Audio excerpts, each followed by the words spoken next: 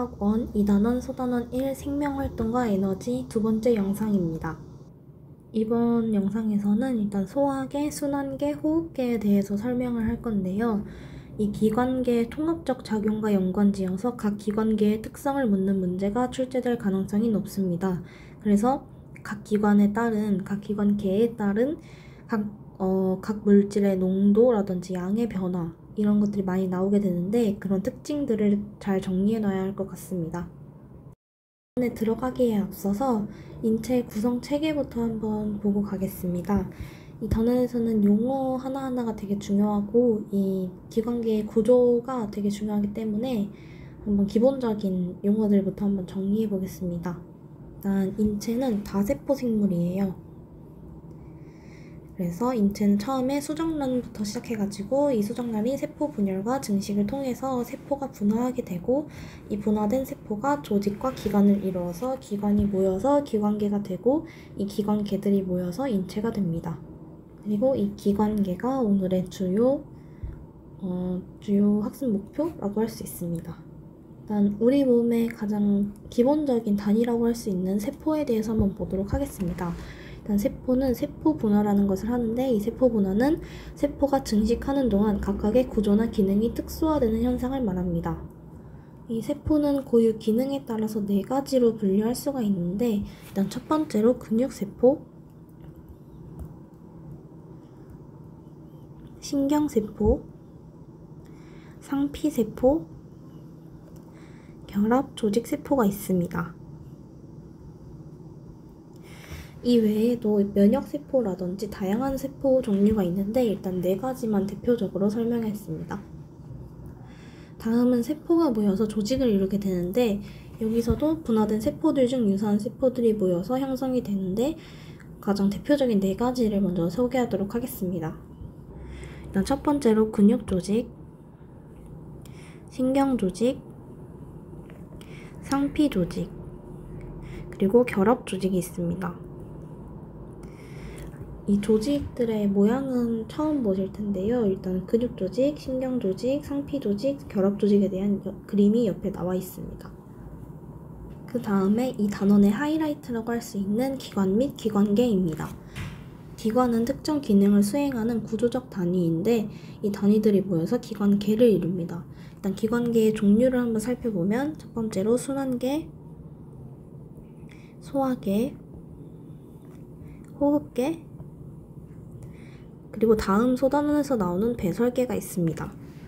그리고 그 외에도 면역계라든지 신경계, 내분비계, 피부계라든지 이런 많은 기관계들이 있습니다.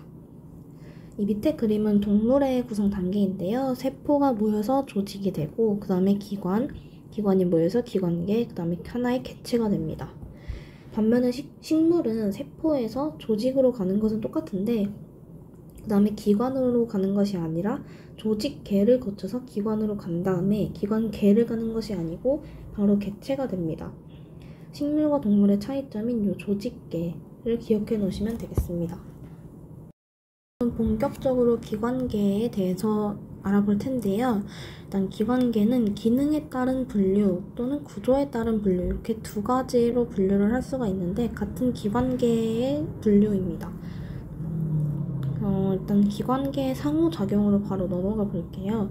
일단 기관계는 일단 소화계, 호흡계, 배설계, 그리고 조직세포, 순환계 이렇게 이루어져 있는데 이번 소단원에서는 이렇게 3가지를 알게 됩니다. 그래서 모든 기관계는 각각의 역할을 수행함과 동시에 상호관계를 형성하여 생명활동을 한다라는 것을 기억해 두시면 되겠습니다.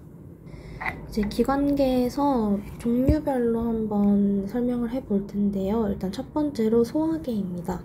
소화계는 일단 분자의 크기가 큰 영양소를 분해하겠죠. 그래서 세포막을 통과할 수 있도록 분자의 크기가 작은 물질로 분해합니다.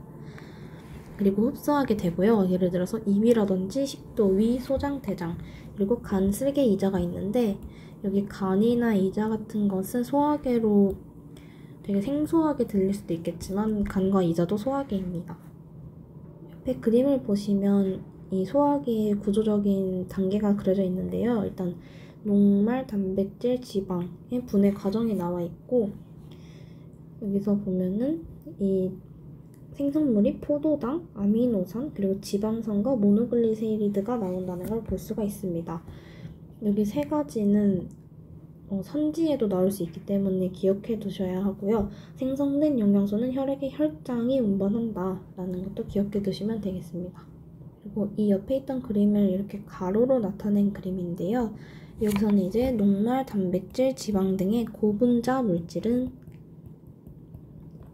세포막을 통과할 수가 없기 때문에 체내로 흡수되기 위해 소화 과정을 거쳐 저분자 물질로 분해됩니다. 그래서 여기는 고분자 물질, 여기는 저분자 물질이라고 할 수 있겠습니다. 다음은 흡수되는 과정인데요. 소장에서 최종 소화된 영양소는 소장 융털의 모세혈관과 암주권으로 흡수된다라고 나와 있는데 이제 모세혈관에 대해서 조금 더 자세히 보면은 단당류라든지 아미노산, 무기염류, 수용성 비타민을 운반하게 되고 암주권은 가느다란 림프관이라고 보시면 되겠습니다. 여기가 림프관이거든요. 그래서 여기 암주권에서는 지방산, 모노글리세이드, 지용성 비타민 등을 운반하게 됩니다. 그리고 여기서는 그림에 나타나 있는 거를 다시 보면은 여기 빨간색은 동맥이고요. 파란색은 정맥입니다. 그래서 여기 소장의 구조 같은 것도 한번 기억해 두시면 문제 풀 때 나오면 활용하기 좋을 것 같습니다. 이 그림도 소화계를 다 정리해 놓은 그림인데 여기 구조 같은 것도 다 나와 있고 여기 여기 항문 같은 경우에는 배설계인데 여기만 빼고 여기 나머지는 전부 소화계입니다. 다음은 호흡계입니다. 호흡계는 세포 호흡을 위한 산소와 물질 대사 결과 생성된 노폐물인 CO2, 이산화탄소를 교환하는 장소입니다. 그래서 예를 들어서 코나 기관, 기관지, 폐, 횡격막 등이 있는데요. 여기 보시면 그림으로 잘 나타나 있습니다. 호흡기를 통한 공기, O2, 그리고 CO2의 이동 경로를 한번 살펴보면 여기 보시면 폐포라는 것이 여기 있습니다. 이제 한 겹의 얇은 세포층으로 이루어진 작은 공기 주머니를 폐포라고 하고 표면에는 모세혈관으로 둘러싸여 있습니다. 그래서 여기 모세혈관, 여기서 이제 O2, 산소와 이산화탄소의 기체 교환이 이루어지고 3, 4억 개 정도 폐포가 존재하기 때문에 폐가 공기와 접촉하는 표면적을 넓힐 수 있어서 기체 교환에 효율적입니다. 산소의 농도를 살펴보면 폐포가 모세혈관보다 산소의 농도가 높습니다. 그래서 산소가 폐포에서 나오게 되고 모세혈관에서 이산화탄소를 폐포에게 전달합니다. 산소의 이동은 폐포에서 모세혈관이고 CO2, 이산화탄소의 이동은 모세혈관에서 폐포입니다. 폐는 근육으로 되어 있지 않아서 스스로 운동이 불가한데요. 그래서 갈비뼈와 가로막의 운동에 의해서 흉관과 폐의 부피와 압력이 변해서 호흡 운동이 일어납니다.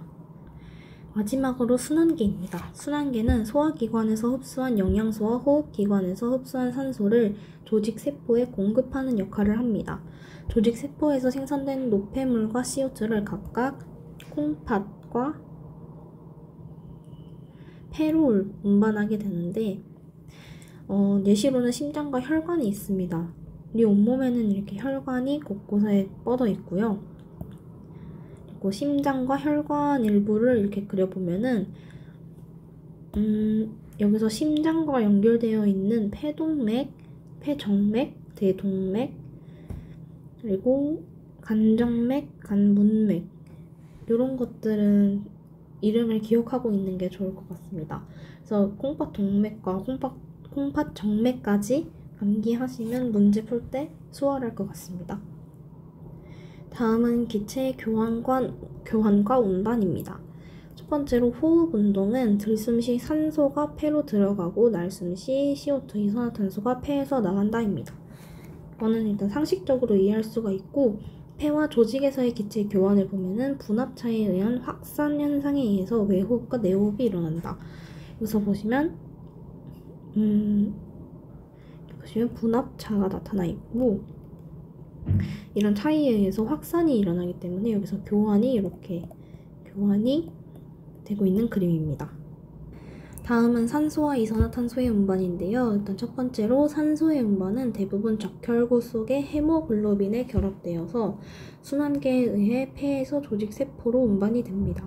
두 번째로 이산화탄소의 운반은 대부분 혈장을 통해서 조직세포에서 폐까지 운반됩니다. 순환계를 통한 물질 운반을 한번 보면은 폐 순환은 온몸을 돌고 심장으로 돌아온 정맥혈이 폐를 거치는 동안 CO2를 내보내고 O2를 받아서 동맥혈이 되는 순환입니다. 그리고 체순환은 동맥혈이 온몸으로 나가 조직세포에 산소와 영양분을 공급하고 이산화탄소와 노폐물을 받아서 정맥혈이 되어 심장으로 돌아오는 순환입니다.